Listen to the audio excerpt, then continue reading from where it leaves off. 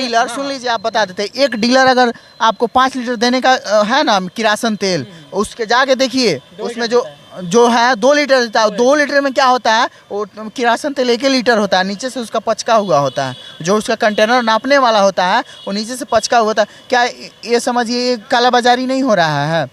वो भी तो ऊपर अधिकारी को पैसा दे रहा है। तो इस चीज़ कब खत्म होगा? कहाँ नहीं रंगदारी हो रहा है? जो बड़े बड़े पद पे बैठे हुए हैं, क्या वो रंगदारी नहीं कर रहे हैं क्या? तो कहाँ से जो अगर हम जाते हैं नॉर्मल आदमी किसी भी हर एक ऑफिस में, क्या ऑफिशियल तरीके में कोई अधिकारी हमसे आराम से बात कर सकता है क्या? एक नॉर्मल स्टूडेंट है हम, तो क्या हम बात कर सकते हैं क्या? किसी से नहीं मिल सकते हैं। अगर वो नमस्कार दोस्तों, आप देख रहे हैं द खबर बेखबर। मैं हूं आपके साथ अंकित। अभी मैं रोशन जी के साथ हूं। रोशन जी एक युवा है और पटना यूनिवर्सिटी से ये मास्टर कर रहे हैं। अभी मैं जानना चाहता हूं और कि जो नेक्स्ट जो पीएम है देश का वो कौन बनेगा। सबसे बड़ी बात यह है कि रोशन जी जो है खुद युवा नेता है, उभरता हुआ युवा नेता, और हम इसे जानना चाहते हैं कि देश का भविष्य किनके हाथ में देना चाहते हैं। रोशन जी आप बताइए, आप किसके हाथ देश का भविष्य देना चाहते हैं? देखिए, देश का भविष्य जो छात्र और गरीबों के लिए हर तत्पर खड़ा रहता है, और जैसे हम लोग अभी पढ़ाई कर रहे हैं, छात्रों की सबसे बड़ी नीड क्या है, उस चीज़ को कोई समझे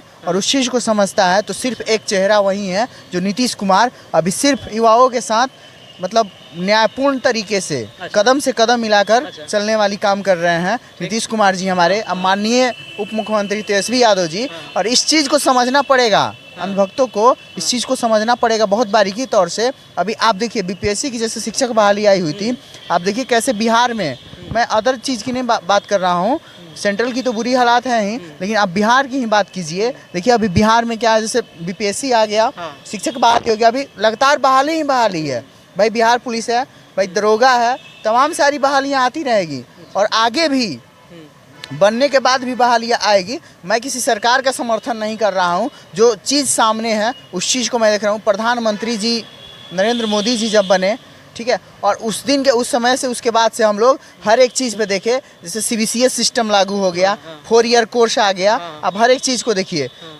पीएचडी में वैसे ही हुआ, समझ रहे हैं ना, और तमाम तरह की जैसे 4 ईयर्स कर दिया गया। बताइए जो कमज़ोर तबके का छात्र है भाई, वो कैसे पढ़ाई कर पाएगा अपने लिए? जो मान लीजिए जिसके घर पे खाने तक का ठीक नहीं है भाई, अगर वो चाहता है आज पटना यूनिवर्सिटी, दिल्ली यूनिवर्सिटी और बीएचयू से पढ़ाई करना, तो कैसे पढ़ाई कर पाएगा? वो तो पढ़ाई नहीं कर पाएगा, वो अशिक्षित हो जाएगा। इसलिए सरकार इसको सीबीसीएस सिस्टम लागू की, ताकि ज़्यादा से ज़्यादा छात्र इस पर बेरोजगार हो जाए, कम रुपए में उनको मजदूर आए, जिससे उनकी संस्थाएँ चलती रहे दर बदर, मतलब उनकी बहुत सारी कंपनियां चलती रहे और छात्र बेरोजगार हो। आज जिस तरीके की हालात है, जैसे हम लोग यूनिवर्सिटी में देख रहे हैं, शिक्षकों की कमी है और तमाम लाइब्रेरी की दिक्कत है, और जो इंफ्रास्ट्रक्चर है कॉलेज की, तमाम सारी कॉलेजें हैं। आप देखिए बीर कुंवर सिंह यूनिवर्सिटी है या मुजफ्फरपुर यूनिवर्सिटी है, बताइए आज 4 साल ग्रेजुएशन हो गया। मैं इन सभी यूनिवर्सिटी की बात कर रहा हूँ, ठीक है। आप इस चीज़ को सीधी बात से समझिए कि जो 4 साल कोर्स कर दिया गया हो, सीधी बात है, छात्रों के साथ नाइंसाफ़ी हुई है, और आगे हम लोग भी। और आपको क्या लगता है, अगर प्रधानमंत्री नीतीश कुमार बनेंगे तो ये सब चीज़ों पे काम करेंगे? अभी तो फिलहाल बिहार के मुख्यमंत्री हैं, अभी भी काम तो नहीं कर रहे हैं। कहाँ कैसे काम नहीं, अब कैसे बोल दिए काम नहीं कर रहे हैं? इसके मतलब आपकी हर एक डे बाई डे की नॉलेज नहीं है। अगर देखिए आप पीछे वर्तमान में यही गांधी मैदान की धरती है, और इसी जगह पे लाखों युवाओं को नीतीश कुमार जी ने अपने हाथ से मनोनयन पत्र दिया था, और माननीय तेजस्वी यादव जी ने। विपक्ष का कहना ये है कि ये जो आपका जो पत्र जो विपक्ष को छोड़िए, विपक्ष को वो क्या, उनका कहना था कि वो पहले का है, जो न्यू वाला है सब ऐसे ही है। देखिए विपक्ष को हम नहीं मानते हैं, सीधी सी बात है, और ना ही हम इन लोगों की बातों को टिका टिप्पणी करना चाहते हैं। सीधी सी बात है, एक तरफ वहीं पे आप देख रहे होंगे जैसे बेटी बहनों को जैसे नंगा नाच करवाया जा रहा था कुछ दिन पहले, आप देखे होंगे, उस तरीके से आज नीतीश कुमार जी ने एक सेक्स एजुकेशन पे क्या बात रख दी। आखिर क्या कमज़ोर तबके जो चाइल्ड हैं, उन लोगों की जो, या लोग जो चाइल्ड एबॉर्शन करवा देते हैं, वो चीज़ को उन लोगों ने बताया कि आखिर उम्र कितनी होनी चाहिए, लिमिटेशन कितनी होनी चाहिए सेक्स करने की, ठीक है। ठीक आपका कहना है कि नीतीश कुमार ने जो बयान दिया था उस पर आप बोल रहे हैं, क्या नीतीश कुमार के बयान देने का तरीका उचित था? कितना ठीक था? उचित नहीं था, लेकिन नीतीश कुमार जी को और जिस जगह पे थे वो कितना सही था? हम नहीं, जगह कोई मैटर नहीं करता। मैं भी तो यहाँ खड़े होकर बात करने की मेरी अधिकार नहीं है, मेरी कोई फ्रीडम नहीं है, लेकिन फिर भी मैं आपसे बात कर रहा हूँ, कहीं ना कहीं मैं सेफ हूँ, ठीक है, और बिहार में हूँ खासकर, और उसी तरह बिहार में है तो आप देखिए, सेफ है। कहीं ना कहीं कोई विधायक मुखिया जीत के जाएगा भाई, तो जहाँ जगह उसकी आवाज़ उठाने वाली रहेगी वहीं ना आवाज़ उठाएगा। झूठ मूठ में हाँ हाँ करने से नहीं होता है, सीधी सी बात है। और आप इस चीज़ को समझिए, सेक्स एजुकेशन की जो नीतीश कुमार जी ने बात उठाई थी, ठीक है, वो चीज़ सही थी, लेकिन उसको मतलब बोलने का तरीका गलत था। उसमें उनको बात रखने की मतलब जो बात बोले वो गलत थी, ठीक है। और उनको हाँ सही तरीके से उसको सुसज्जित शब्द में उनको पेश करना चाहिए था लोगों के बीच या मीडिया के बीच, जो भी हो।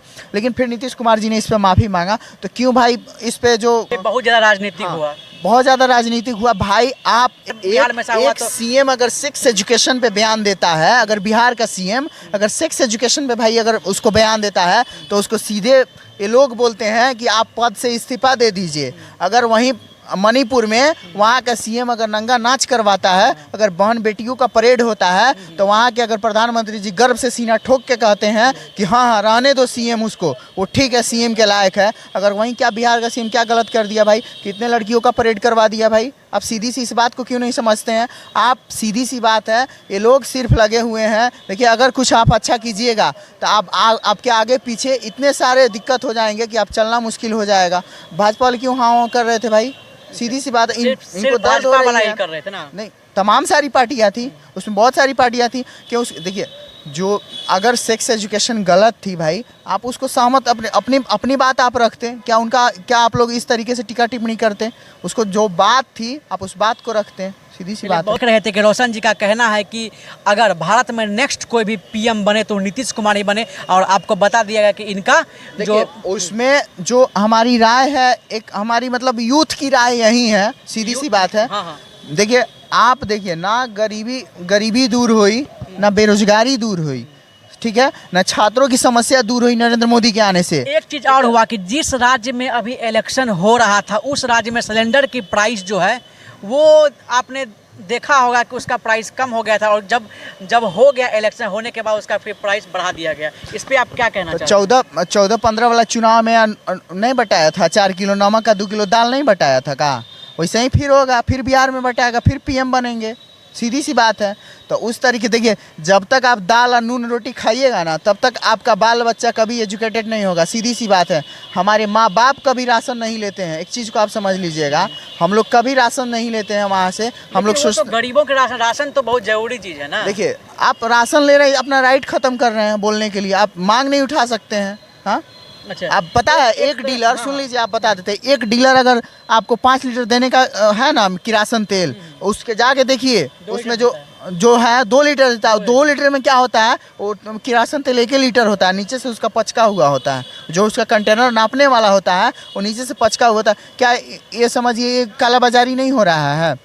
वो भी तो ऊपर अधिकारी को पैसा दे रहा है। हाँ, तो इस चीज़ कब खत्म होगा? कहाँ नहीं रंगदारी हो रहा है? जो बड़े बड़े पद पे बैठे हुए हैं, क्या वो रंगदारी नहीं कर रहे हैं क्या? तो कहाँ से जो अगर हम जाते हैं नॉर्मल आदमी किसी भी हर एक ऑफिस में, क्या ऑफिशियल तरीके हम कोई अधिकारी हमसे आराम से बात कर सकता है क्या? एक नॉर्मल स्टूडेंट है हम, तो क्या हम बात कर सकते हैं क्या? किसी से नहीं मिल सकते हैं। अगर वहीं देखिए, आज जिस तरीके से छात्रों की समस्या है उसको सुनने वाला कोई नहीं है, ठीक है। अगर कोई इसका क्लास नहीं लगाता है छात्रों की बात सुनने के लिए, अभी हम लोगों की इतनी बुरी स्थिति है, जैसे 4 साल सीबीएसई सिस्टम लागू कर दिया। एक बात और हम रखना चाहेंगे, जैसे कमज़ोर तबके के छात्र हैं, जो गरीब दलित के बाल बच्चे हैं, जो कमज़ोर तबके से आते हैं, पिछड़े वर्ग के हैं, वो शोषित वंचित हैं, ठीक है, उन लोगों को सीधी सी बात है कि वहाँ पे उन लोगों को कहीं ना कहीं शिक्षा से उसको पीछे करने का एक सबसे बड़ा मुहिम चलाया जा रहा है कि वो पीछे हो जाएं, और शिक्षकों की बहाली। मुहिम कौन चला रहा है? मुहिम सेंट्रल गवर्नमेंट चला रही है भाई, सेंट्रल गवर्नमेंट चला रही तब है, माननीय राज्यपाल चला रहे हैं, राज्यपाल चला रहे हैं। तब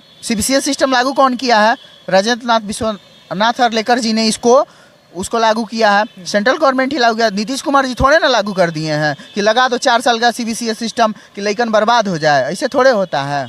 आप इस चीज़ को देखिए। और एक और बात है, इस चीज़ पे गहन अध्ययन करनी चाहिए। लाइब्रेरी में बुक नहीं है भाई, सिलेबस कंप्लीट नहीं है 4 ईयर सीबीएसई सिस्टम की, कहाँ कंप्लीट है? और कंप्लीट भी है, थोड़ा बहुत कंप्लीट भी है, तो टीचर नहीं है यूनिवर्सिटी में पढ़ाने के लिए। एक चीज़ मेजर माइनर कोर्स को एक ही टीचर 2 पढ़ा रहा है, कैसे होगा? कैसे चलेगा यूनिवर्सिटी? बताइए। जो मान लीजिए जो मतलब जो डिस्टेंस कोर्स से छात्र पढ़ रहे हैं, जिन लोगों की सेशन लेट है, ऑलरेडी हर साल सेशन लेट रहती है, उन लोगों पे क्या गुजरेगा? आप चीज़ को समझ रहे हैं? आपका यही मुद्दा था क्या कि अगर बीजेपी की सरकार यहाँ रही तो हो सकता है देश को और भी नुकसान हो हम सकता है। प्रधानमंत्री नरेंद्र मोदी जी को हम चुनते, बहुत मजबूती के साथ चुनते और हर एक युवाओं को प्रेरित करते कि आप प्रधानमंत्री मोदी जी को वोट दीजिए, वोट करिए, ठीक है। लेकिन इस तरीके से अगर हम लोगों के साथ, छात्रों के साथ अन्याय अगर हो रहा है तो कहीं ना कहीं प्रधानमंत्री मोदी जी का बहुत बड़ी हाथ है। केवल आप देखिए, वहीं मतलब क्या आपको बताया, यहीं पटना यूनिवर्सिटी की धरती है, यहीं आए थे प्रधानमंत्री जी, ठीक है, नरेंद्र मोदी जी आए थे ना, इस चीज़ को आप देखिएगा, ठीक है। वहाँ पे क्या बोले कि हम तो जा रहे हैं बिहार से, अब जब नेक्स्ट बार आएंगे ना तो यहीं पटना यूनिवर्सिटी का जो कैंपस दिख रहा है हम सेंट्रल यूनिवर्सिटी के रूप में देखना चाहेंगे, ठीक है। कहाँ चल गया भाई सेंट्रल यूनिवर्सिटी? हाँ, कहाँ चल गया? काहे नहीं बन गया भाई? विशेष राज्य का दर्जा काहे नहीं हो गया? हाँ, अभी माननीय नीतीश कुमार जी आवाज़ उठा रहे हैं, जो भी है आवाज़ उठा रहे हैं, है ना भाई? हाँ, विशेष राज्य का दर्जा उसको दिलाने की मांग कर रहे हैं, तो भाई इस पे आप मजबूती से सहमत होइए ना। जो चीज़ गलत है उसको गलत रहने दीजिए भाई, सीधी सी बात है। पूछे ना क्वेश्चन, बोलिए। देखिए, जो हमारी राय थी वो हम अपनी राय को रखे, और देखिए इस तरीके से एक बार और माननीय राज्यपाल जी को इस पे गहन अध्ययन करना चाहिए। और हम लोग लगातार इस चीज़ की मांग कर रहे हैं कि सिलेबस उसकी पूरी हो, सीबीएसई सिस्टम की, शिक्षकों की बहाली हो यूनिवर्सिटी में, तमाम यूनिवर्सिटी में, और सही रूप से चले। देखिए हर एक जगह घुसखोरी है, ठीक है, सीधी सी बात है। अभी बिहार में हर एक जगह घुसखोरी है, बिल्कुल घुसखोरी है। हर एक जगह आप जाइए, क्या आपका शांतिपूर्ण तरीके से काम हो जाएगा क्या?